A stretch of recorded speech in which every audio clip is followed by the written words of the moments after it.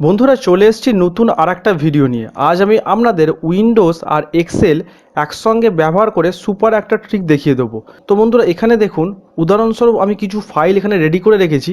আর এই ফাইলগুলোর যে নামগুলো আছে, এই নামগুলো যদি আমার দরকার পড়ে, মানে যদি কপি করে নামগুলো অন্য কোনো জায়গায় নিয়ে যাওয়ার যদি প্রয়োজন হয়, তো আমরা সেক্ষেত্রে কীভাবে নিয়ে যাব।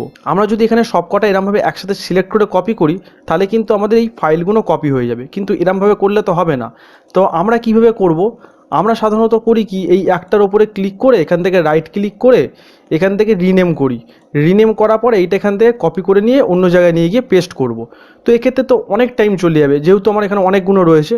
সেক্ষেত্রে আমরা একসাথে কিভাবে করতে পারবো, তো এটাই আজকে আমরা এই ভিডিওর মাধ্যমে দেখে নেব। এটাই হচ্ছে উইন্ডোজ প্লাস এক্সেল একসঙ্গে ব্যবহার করতে হবে আমাদের। তো বন্ধুরা প্রথমে আমরা এইটাকে পুরোটা আমি সিলেক্ট করে নিই। সিলেক্ট করে নেওয়ার পরে আমরা শিফট চিপে এখান থেকে রাইট ক্লিক করব। শিফট চিপে রাইট ক্লিক করার পরে আমাদের কাছে একটা অপশান আসবে, কপি অ্যাজ পাথ। এই অপশানটা কিন্তু শিফট চিপলে তবেই পাবেন, না হলে কিন্তু পাওয়া যাবে না। তো এখানে শিফট চিপার পর কপি অ্যাজ পাথটা পেয়ে গেলাম। তো এখান থেকে আমরা এটাকে কপি করে নিলাম। কপি করে নেওয়ার পর এইটার কাজ শেষ। এবার আমাকে এক্সেলে চলে যেতে হবে। তো বন্ধুরা এখানে এক্সেলে চলে এলাম। এক্সেলে আসার পরে এইখানে আমাকে সোজাসুজি এটাকে পেস্ট করে দিতে হবে। তো কন্ট্রোল ভি মেরে আমি পেস্ট করে দিলাম। এবার পেস্ট করে দেওয়ার পর বন্ধুরা এখানে দেখুন একটা জিনিস, আমার এই ফাইলগুলো, মানে দেখুন এই ফাইলগুলো কোথায় রয়েছে সেই পাথটা কিন্তু দেখাচ্ছে, মানে লোকেশানটা এখানে দেখাচ্ছে। মানে দেখুন সি ড্রাইভে ইউজার, শুভ, ডেস্কটপ, নিউ ফোল্ডার, তারপর এই ফাইল নেমগুলো দেখাচ্ছে। কিন্তু আমার তো এতগুলো লাগবে না, তাই না? আমার শুধু ফাইল নেমগুলো লাগবে। তো সেক্ষেত্রে আমরা কিভাবে এটাকে শুধু ফাইল নেমগুলো বার করব? তো প্রথমে আমি এইটাকে পুরোটা সিলেক্ট করে নেব। প্রথম রোটাকে পুরোটা সিলেক্ট করে নিলাম। সিলেক্ট করে নেওয়ার পর আমরা চলে আসবো ডাটাতে।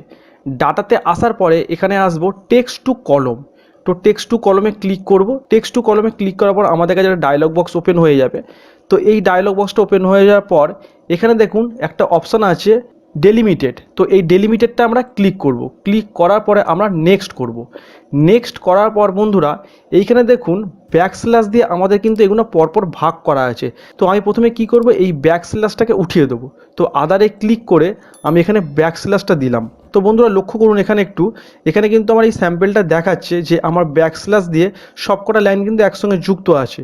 যে আদারে ক্লিক করে আমি এখানে ব্যাকস্ল্যাশটা মারবো, তো তখনই দেখুন আমার কিন্তু এগুলো সবকটা সেপারেট হয়ে গেল। এবার এখান থেকে নেক্সট করব। নেক্সট করার পর আমি এখান থেকে ফিনিশ করে দেবো। তো ফিনিশ করে দেওয়ার পর বন্ধুরা দেখতেই পাচ্ছেন আমার কিন্তু এখানে সবকটা আলাদা হয়ে গেল। তো এইখান থেকে এবারে আমার শুধু নামগুলো লাগবে, তাই এখান থেকে এটা আমি সিলেক্ট করে এখান থেকে এটা সোজাসুজি ডিলিট করে দিলাম। ডিলিট করে দেওয়ার পর আমার দেখতেই পাচ্ছেন নামগুলো কিন্তু আলাদা হয়ে গেছে। তো বন্ধুরা এবার তো আপনারা বলতেই পারেন যে এই .docx এই ফাইলগুলো তো আমার লাগবে না, শুধু তো নামগুলো লাগবে, তাই না? তো এইটাকে আমরা কিভাবে সরাবো? ঠিক একইভাবে সরাবো। তো এটাকে আবার আমি নাম সিলেক্ট করে নেবো। সিলেক্ট করে নেওয়ার পর টেক্সট টু কলমে আসবো। টেক্সট টু কলমে আসার পর এই ডেলিমিটেড এটা অপশানটাতে সিলেক্ট হয়েই আছে। তো এখান থেকে আমরা নেক্সট করে দেবো। নেক্সট করে দেওয়ার পরে আদারে ক্লিক হয়ে আছে। এই ব্যাকস্ল্যাশটাকে এখান থেকে উঠিয়ে দেবো। উঠিয়ে দিয়ে আমরা এখানে ডট বসিয়ে দেবো। ডট বসিয়ে দেওয়ার পর দেখুন বন্ধুরা দেখুন আবার কিন্তু এখানে সেপারেট হয়ে গেল দেখাচ্ছে। তো নেক্সট মারবো। নেক্সট মারার পর ফিনিশ করব।